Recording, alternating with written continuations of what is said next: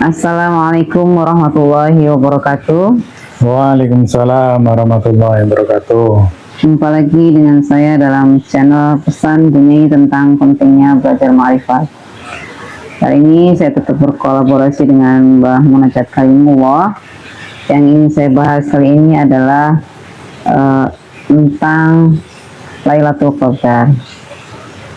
Pemahaman saya tentang Lailatul Qadar seperti juga disampaikan dalam Al-Quran surat Al-Qadr ayat 1-5, yaitu bahwa Lailatul Qadar adalah suatu malam yang lebih baik dari 1000 bulan, dan diriwayatkan oleh hadis Bukhari bahwa malam Lailatul Qadar itu akan terjadi di malam-malam ganjil, gitu ya.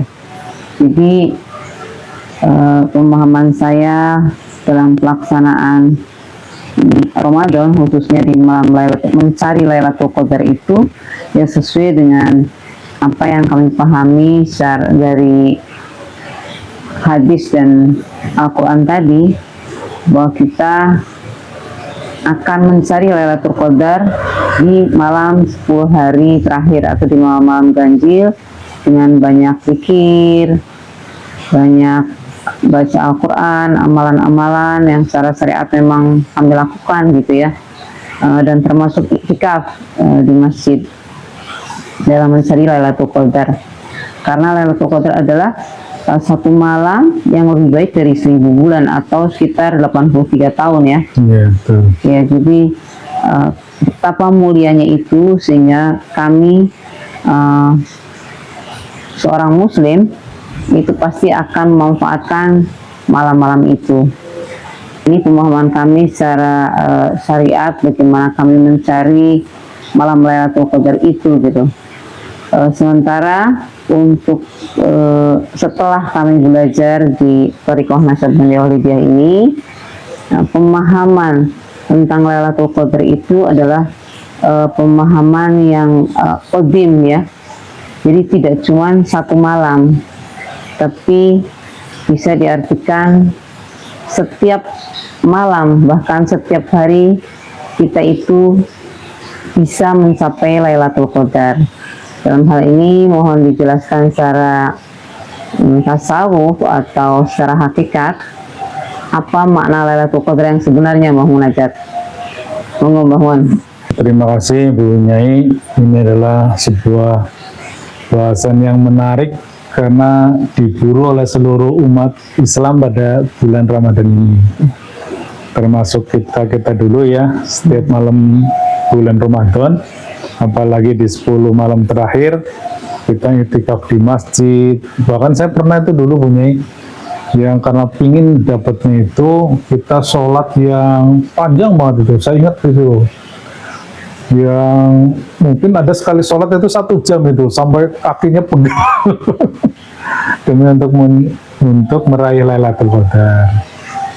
Namun dari dulu juga saya menyisakan banyak sekali pertanyaan. Pertama, saya belum pernah mendengar orang yang mendapatkan Lailatul Qadar dan terkonfirmasi dengan pasti. Itu. Jadi tetap aja perasaan.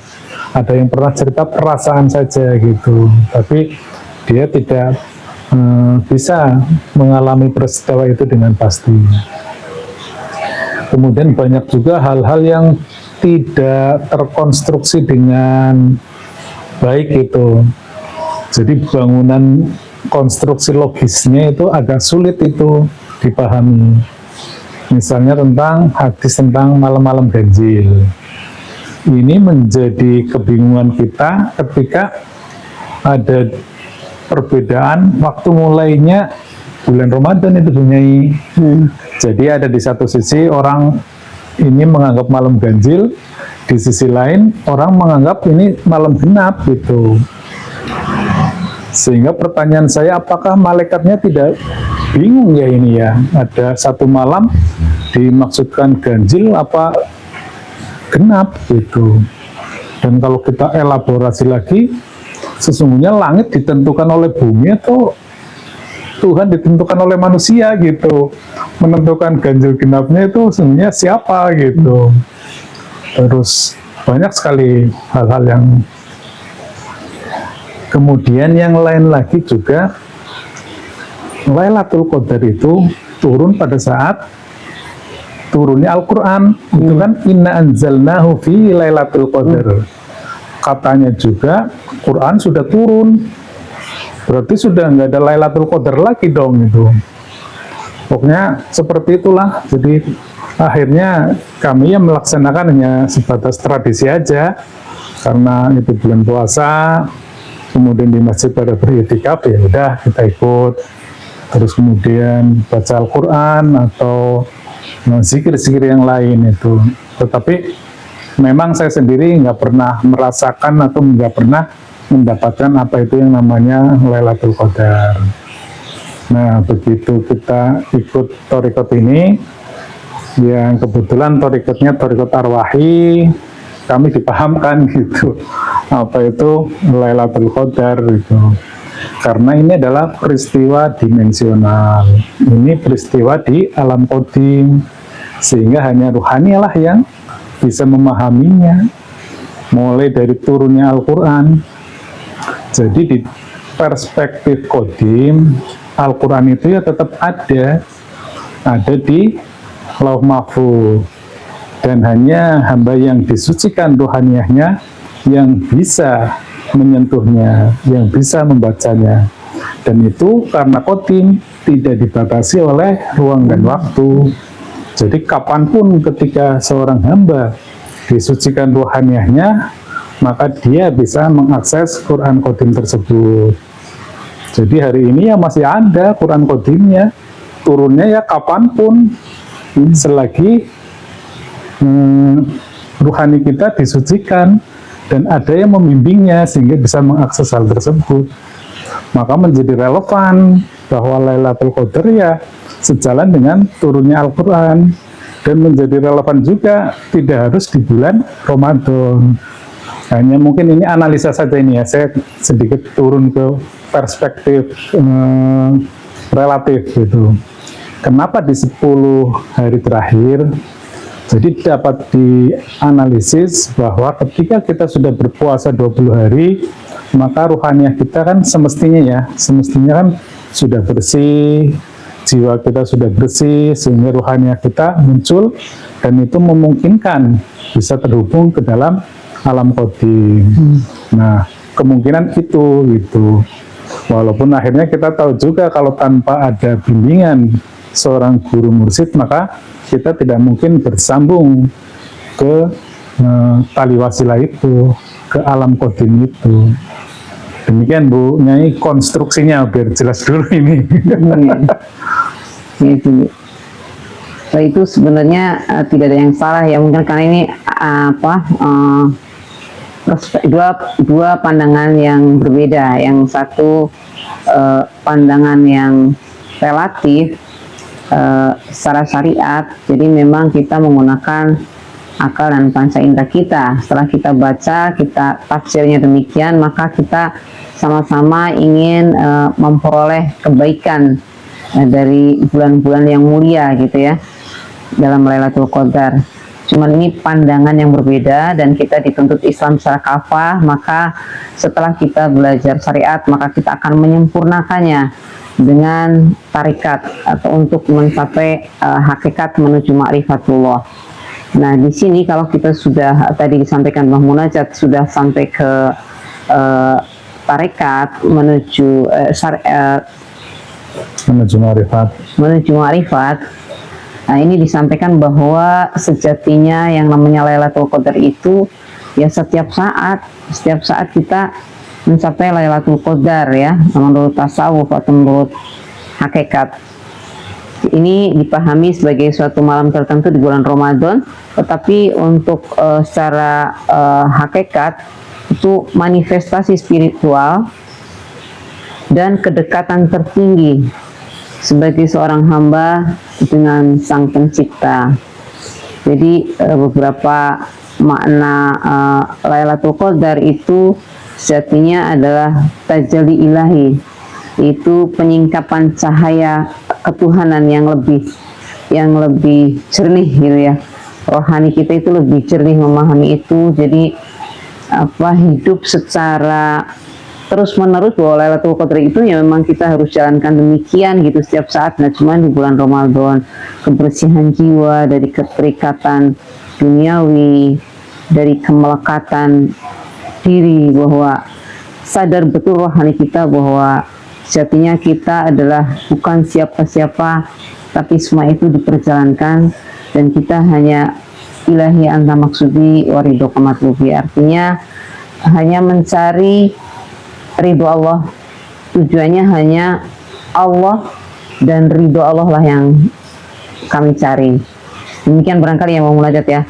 Kalau secara hakikat mungkin rinciannya barangkali dirinci lebih memaknai hidup ini untuk mencapai Lailatul Qadar di setiap kehidupan hari-hari. Jadi nggak cuma satu malam, tetapi setiap saat kita bisa mencapai Lailatul Qadar itu secara qadim. Setiapnya demikian ya, mau munajat. Iya, itu. Jadi kebetulan yang kami alami Nyai itu pertama yang amat presisi dengan Quran surat Al-Qadr itu adalah pada saat bai'at. Jadi ketika kita bai'at itu adalah prinsipnya aktivasi rohani dan penanaman nur iman dan nur kita. Jadi yang menjadi poinnya adalah penanaman nur kita, sehingga cahaya petunjuk dalam rohani kita itu diaktifasi. Kemudian yang menarik lagi itu dilakukan mulai tengah malam sampai terbit fajar itu. Jadi ini ternyata sangat mirip sekali dengan Lailatul Qadar. Inna anzalnahu fi Lailatul Qadar, kan gitu kan ya surat ayat pertamanya gitu kan, bahwa itu diturunkannya Al-Quran sama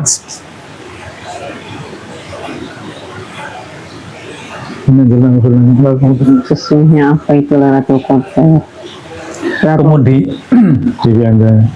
Kemudian tanazzalul malaikat warruhu fiha biidzni rabbihim min kulli amrin salam, kan gitu. Pada malam itu turun malaikat ar-ruh itu untuk membukakan nur kitab kita itu.